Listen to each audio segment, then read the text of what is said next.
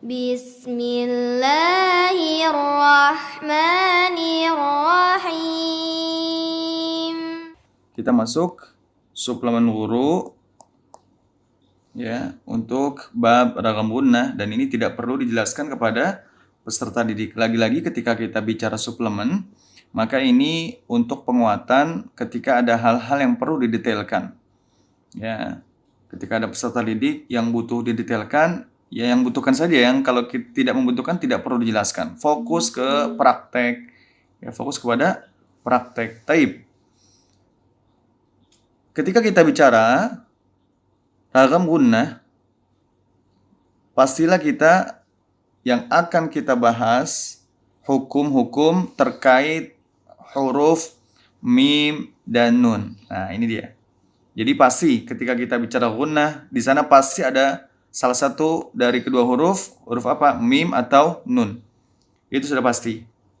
Taib. Kemudian yang berikutnya, ya, pembahasan hukum-hukum yang dibahas pada huruf mim dan nun. Yang pertama, ketika dia berharokat. Dan ini insya Allah ketika kita sudah mantap, baik makhraj dan sifat mim dengan nun, tidak ada masalah. Ya mamimu naninu. Disempurnakan makhraj dan sifatnya. Kemudian pembahasan pada bertasydid, ketika mim bertasydid atau nun bertasydid. Ya, dan ini masuk pada kategori tatwilul gunnah. Gunnahnya dipanjangkan. Gunnahnya dipanjangkan. Im, begitu pula dengan nun bertasydid. An, in, un. Nah, ketika di sini, ya, ketika dia bertasydid, ya, maka tatwilul gunnah. Kemudian pembahasan hukum-hukum yang terjadi pada mim dengan nun, apa ketika dia bersukun, ya. Ketika dia bersukun baik mim atau nun. Yang pertama yang kita bahas mim yang sakinah. Ya, mim yang sakinah. Ya, ketika dia ketemu ba, maka ikhfa. Ya, maka nanti dinamakan dengan ikhfa syafawi. Ketika mim bertemu dengan mim, maka dia terjadi apa? Hukum idgham. Ya, idgham syafawi atau idgham mimi, mithlain boleh. Nah, kemudian ketika bertemu selain ba atau mim ditandai dengan mimnya bersukun, maka dibaca izhar. Nah, seperti itu. Am lam tunzirhum la yu'minun. Nah, mudah sekali ya.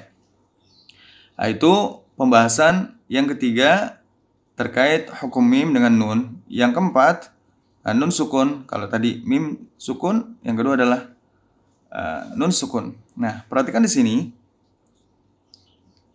Nun sukun atau tanwin. Nah, tanwin itu apa sih sebenarnya? Tanwin ya adalah nun sakinah.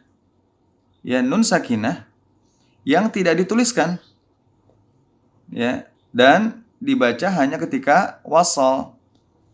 Ya, ketika wasal. Contohnya misalkan ahad. Nah, ketika dilanjut ahadun, ya, atau sami'un alim. Ya, sami'un ketika diwasal maka dia ada bunyi nun sakinah. Nun bersukun. Ya, sami'un alim. Tapi ketika kita wakafkan maka tidak muncul bunyi nun sakinah. Itulah tanwin. Jadi tanwin apa?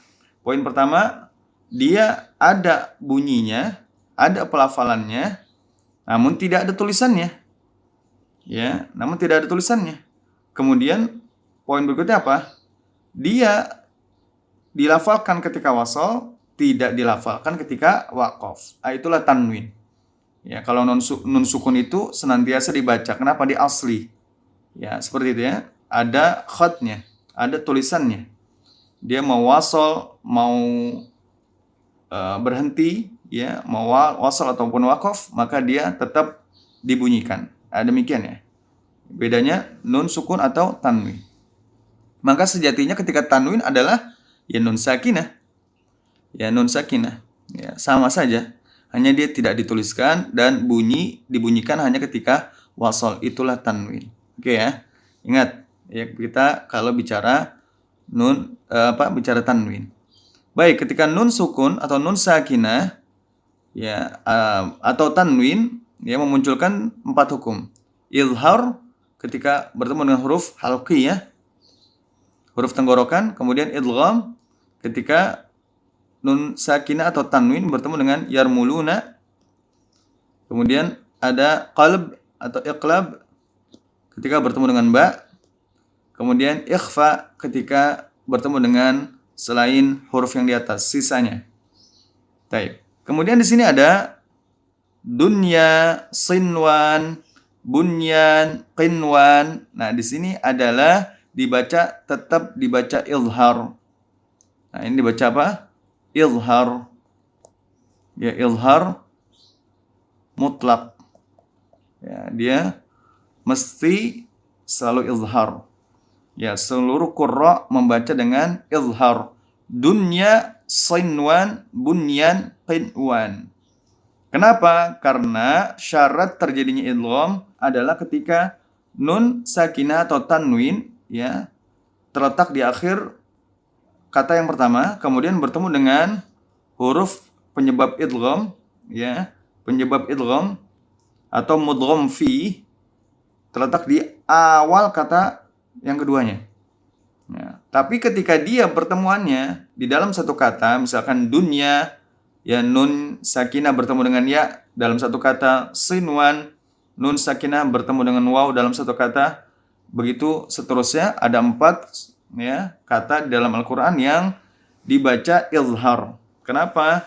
Karena dalam satu kata. Apanya pertemuan nun sakinah dengan huruf yang dileburkan ke dalamnya atau mudgham fi, yaitu ya dengan waw.